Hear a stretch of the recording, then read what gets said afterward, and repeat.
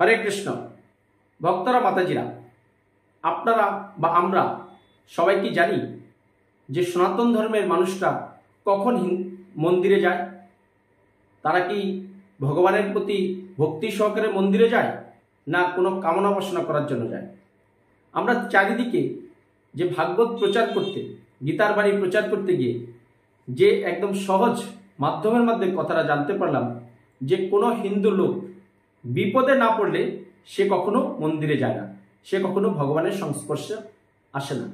কারণ কি?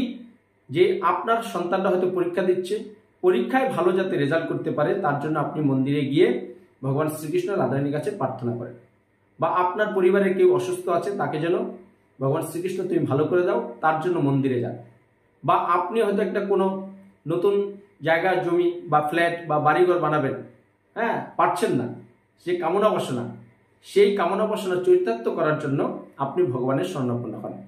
কিন্তু শাস্ত্র কি বলছে? আপনি কি ভগবানের কাছে গেলেই আপনাকে দিয়ে দেবে? শাস্ত্র বলছে কামনাহীন, বাসনাহীন সব কিছু ত্যাগ করে তবেই আপনি ভগবানের শরণাপন্ন হন, তাহলেই আপনি শত বিপদে পড়লে ভগবান শ্রীকৃষ্ণ আপনাকে রক্ষা করবে। তাই আসুন আমরা ভগবানকে ভক্তি সহকারে, সম্মান, শ্রদ্ধা, ভালোবেসে মন্দিরে যাই, তাহলে দেখবেন আপনি ভগবানের কাছে কিছু চাইতে হবে না।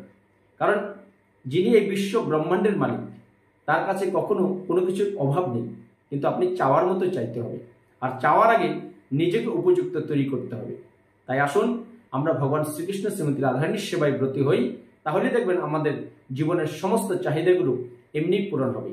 সবাই ভালো থাকুন, সুস্থ থাকুন, আর চোখ রাখুন আমাদের এই সুজিত প্রভুর চ্যানেলে। আমার চ্যানেলটা সাবস্ক্রাইব করে রাখুন। হরে কৃষ্ণ।